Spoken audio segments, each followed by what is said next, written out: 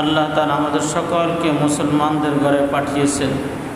মুসলমানদের ঘরে পাঠানো এটাও আল্লাহ তাআলার অনেক বড় ইহসান আর রহম আর করম।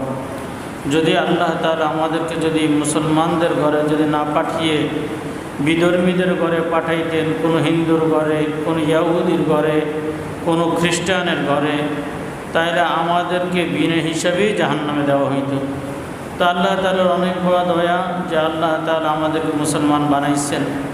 একজন আদনা মুসলমান, যেই ব্যক্তি আদনা ইমানদার, অল্প ইমানের অধিকারী, বড় কোনো আমল নাই, এরকম একজন ইমানওয়ালাকেও আল্লাহ তাআলা এরকম দুনিয়ার মতো আল্লাহ তাআলা 10 দুনিয়া আল্লাহ তাআলাকে দান করবেন।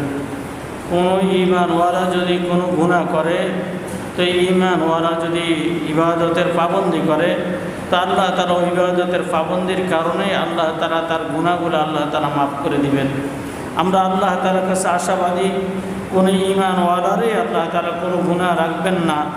আল্লাহ তাআলা তাকে মাসুম বানাইয়া তাকে আল্লাহ তাআলা দুনিয়ার থেকে নেবেন।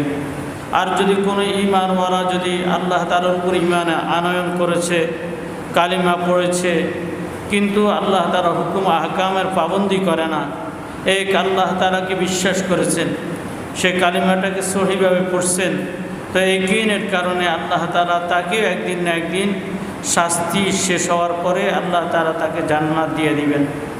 এজন্যই প্রত্যেক ব্যক্তি আল্লাহ তাআলার কাছে আশাবাদী, আমরা সকলেই জান্নাতি হব। কিন্তু এই কথা মনে রাখতে হবে যে আল্লাহ তাআলা শাস্তির পরে যখন আমাদেরকে জান্নাত দিবেন, তাহলে গুনাহ করলে আর ক্ষতি কী? একদিন না একদিন তো জান্নাত দিবেন। আল্লাহ তাআলার আযাব অনেক বড় কঠিন। আল্লাহ তাআলার আযাব ও গজব সহ্য করা এটা আমাদের সাধ্যের বাহিরে। সুতরাং কোনো ব্যক্তি আল্লাহ তাআলার আযাবের আশা না করা, যে কোনো ব্যক্তি যদি এরকম বলে যে আল্লাহ তাআলা একটু শাস্তি দিব আর কি, দিলে পরে তো জান্নাত দিব, অসুবিধার কি? এইরকম কথাও আমরা কোনো ব্যক্তি না বলি।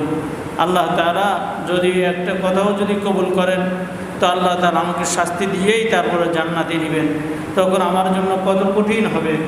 আল্লাহ তাআলার আযাব অনেক কঠিন।